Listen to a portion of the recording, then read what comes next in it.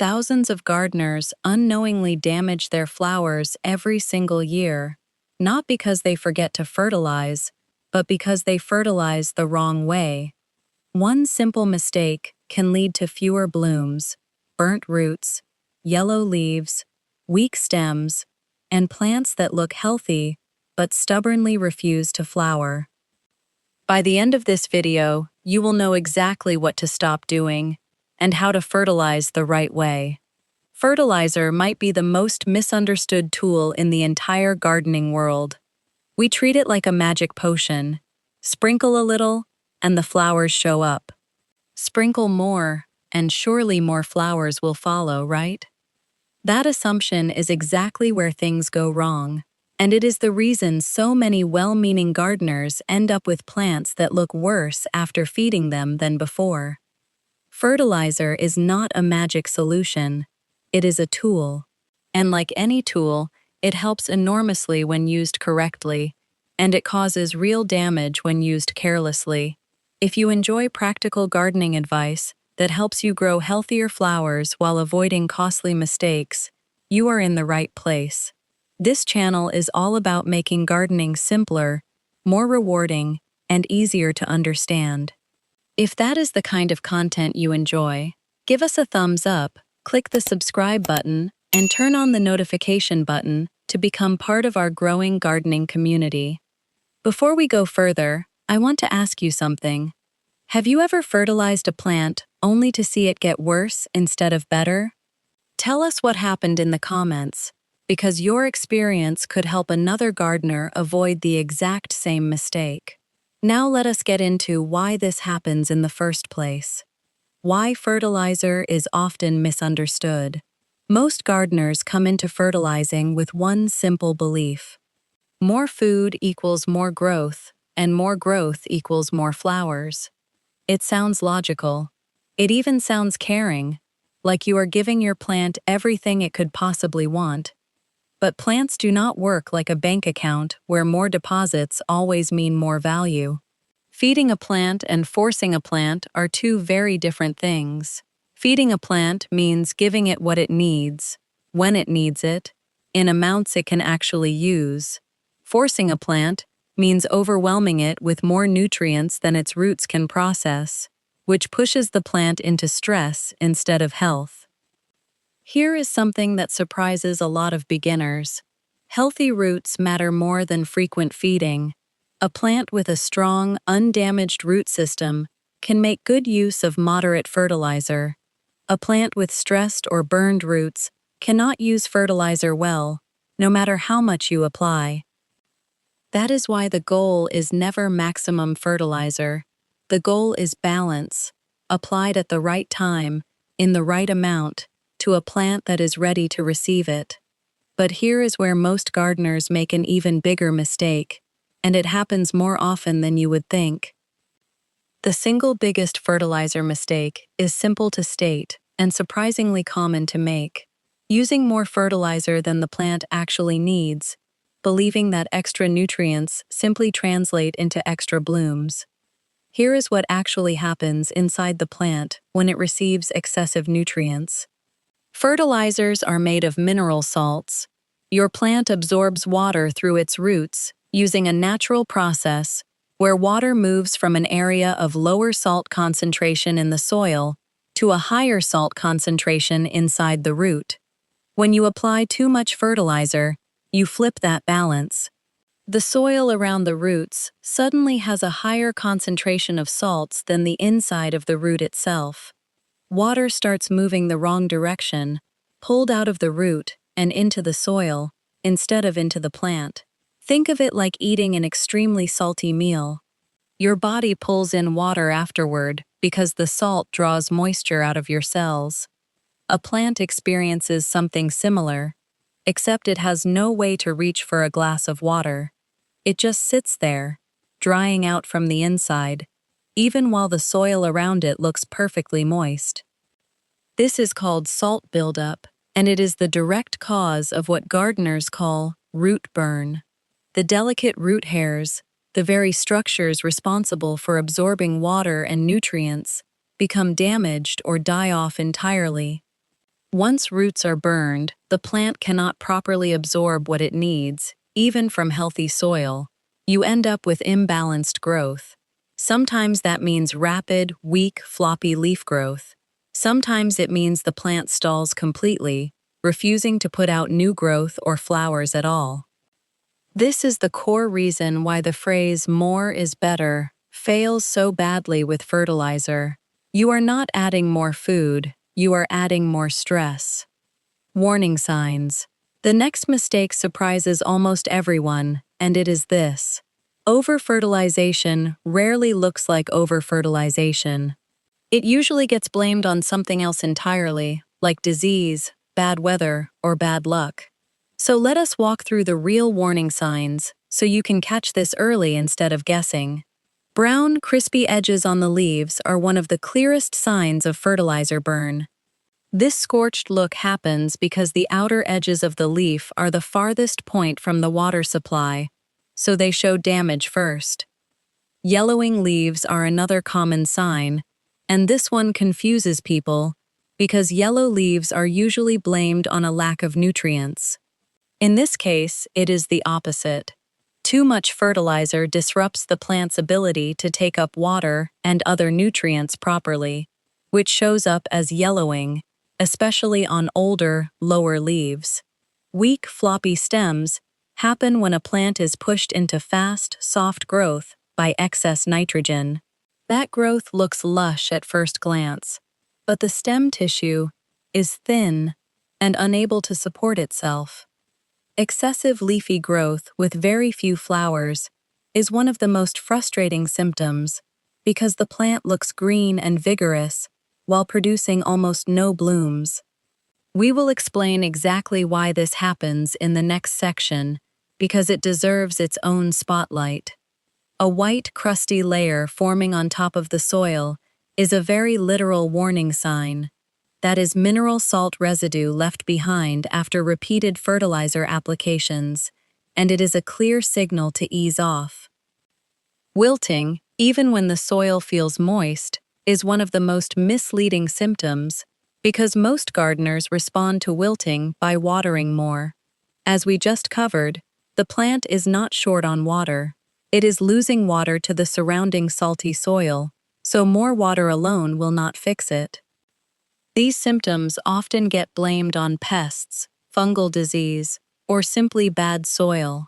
That mistaken diagnosis is exactly why overfertilization quietly continues, sometimes for months, before a gardener realizes what is really happening. Nitrogen and blooms.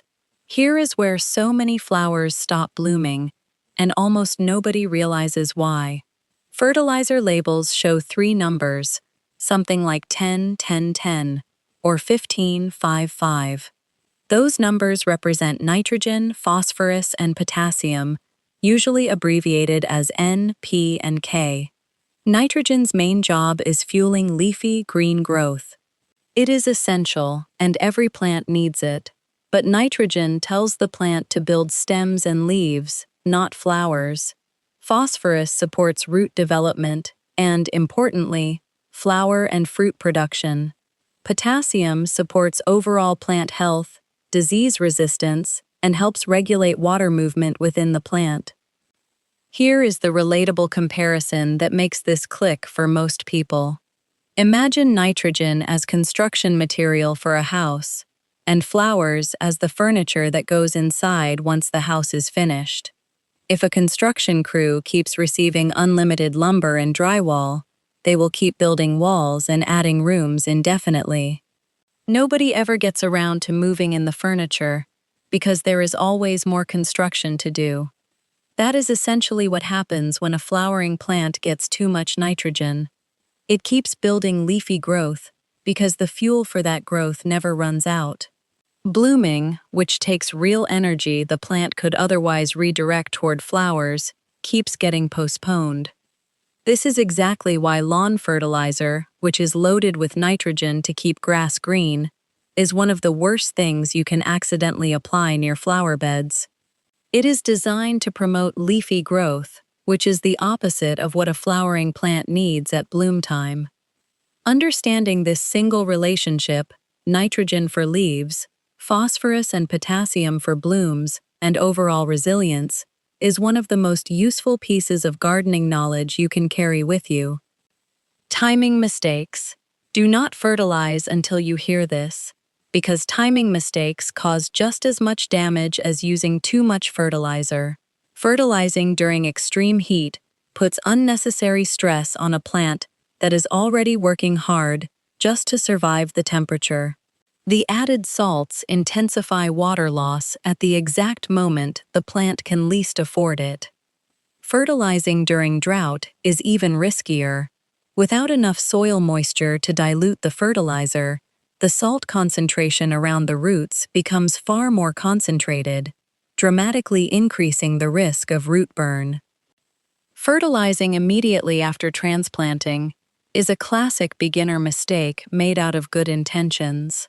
A freshly transplanted plant has disturbed, often damaged roots that need time to recover and re-establish. Feeding it right away is like asking someone recovering from surgery to run a marathon. Fertilizing during any period of severe plant stress, whether from pest damage, disease, frost, or transplant shock, tends to backfire. A stressed plant cannot properly process nutrients, so the fertilizer just sits in the soil, building up salt concentration instead of being absorbed. So how do you know when a plant is actually ready to be fed? Look for signs of active, steady growth, new leaves emerging normally, healthy color, and no visible stress. That is the window where fertilizer does real good instead of real harm.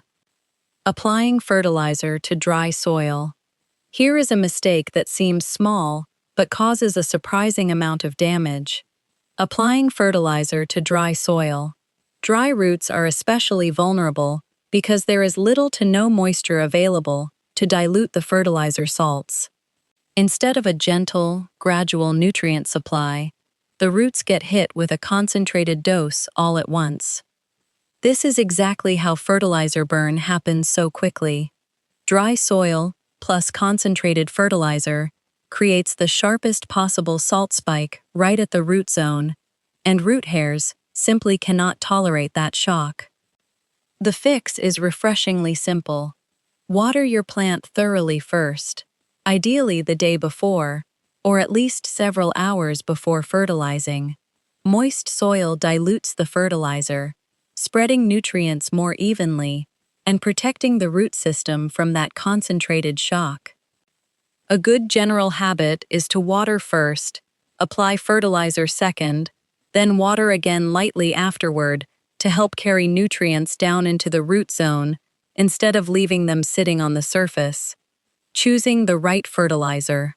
Walking down the fertilizer aisle can feel overwhelming, so let us simplify the main categories. Balanced fertilizers have roughly equal amounts of nitrogen, phosphorus, and potassium. They work well as an all-purpose option for general plant health, especially early in the growing season when plants are establishing themselves. Bloom booster fertilizers are lower in nitrogen and higher in phosphorus and potassium. These are designed specifically to encourage flowering rather than leafy growth, which makes them useful once a plant is established and entering its blooming period. High nitrogen fertilizers are best reserved for foliage plants, lawns, or young plants that are still building their leaf and stem structure. Using these on mature flowering plants is exactly the mistake we covered earlier, trading blooms for endless leaf growth. There is no single fertilizer that is correct for every flower in every situation. The right choice depends on the specific plant species, its current growth stage, the quality of your soil, your local climate, and whether the plant is growing in a container or directly in a garden bed. Container plants, for example, tend to need more frequent, lighter feeding because nutrients wash out through drainage holes more quickly than they would in garden soil. Reading your specific fertilizer label and matching it to what your plant is actually doing right now will always serve you better than following a single universal rule. Organic versus synthetic. This next mistake surprises almost everyone, because a lot of gardeners assume organic fertilizer cannot cause harm. That is not entirely true, so let us look at both options honestly.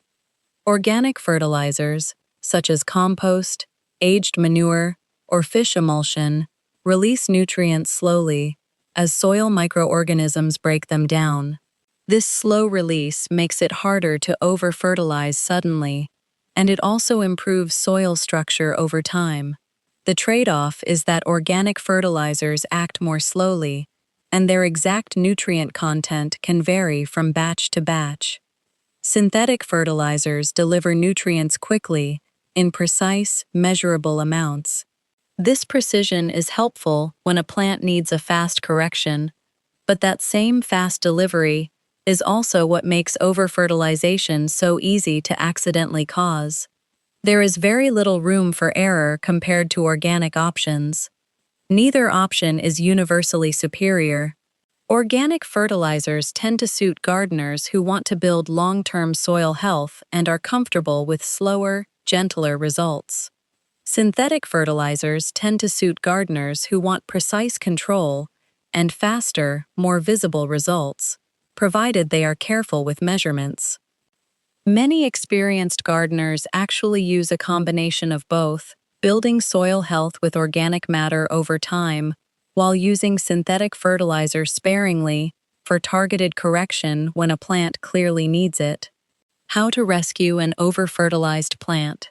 If you are watching this and realizing your plant already shows some of these warning signs, do not panic. Most over-fertilized plants can recover with the right steps. Step 1. Stop fertilizing immediately. This sounds obvious, but the instinct to keep feeding a struggling plant is strong. Resist it. Give the plant time to stabilize before adding anything else to the soil. Step 2. Flush excess salts when appropriate. For container plants, this means running a generous amount of plain water through the pot, roughly 2 to 3 times the volume of the container, allowing it to drain completely out the bottom. This physically washes excess salts out of the root zone. For plants in garden beds, deep watering over several days can help dilute and disperse built-up salts, though it works more gradually than container flushing. Step 3. Remove severely damaged foliage if necessary. Leaves with extensive brown, crispy damage will not recover and are simply draining the plant's energy. Trimming them away allows the plant to redirect resources toward healthy new growth instead. Step 4. Monitor new growth closely. Healthy new leaves emerging in normal color and shape are the clearest sign that the root system is recovering. This process typically takes a few weeks, so patience matters here. Step 5. Resume feeding carefully, and only once you see consistent, healthy new growth. When you do resume, use a diluted, lighter application than before, and give the plant more time between feedings than you did previously. Recovery timelines vary, depending on how severe the damage was and what type of flower you are working with. But most moderately affected plants show visible improvement within 3 to 6 weeks of consistent, careful care. Let us bring everything together into one simple, beginner-friendly routine you can actually stick to. Feed during the active growing season, generally spring through summer for most flowering plants, and reduce or stop feeding as the plant heads into dormancy in fall and winter. As a general starting point, most flowering plants do well with fertilizer applied every 4 to 6 weeks during active growth, though this varies by species, so always check what your specific plant prefers. Before every feeding, take 30 seconds actually to look at your plant. Is it showing healthy new growth? Does the soil feel appropriately moist, not bone dry, and not soaking wet? Are there any warning signs we covered earlier, like yellowing or crusty soil? This quick check prevents most over-fertilization mistakes before they even start. Always water before fertilizing, never fertilize dry soil, and give the fertilizer a chance to be diluted and absorbed gradually, rather than delivered as a concentrated shock. Take a moment to actually read your fertilizer label. Look at the NPK numbers, follow the recommended dilution rate, and remember that these instructions typically represent a maximum, not a minimum. When in doubt, using slightly less than the label suggests is almost always safer than using more. Follow this simple rhythm: feed during active growth, check the plant before every application, water first, apply lightly, and adjust based on what you observe, and you will avoid the mistake this entire video has been about. Fertilizer is not the enemy here. Misunderstanding fertilizer is the enemy.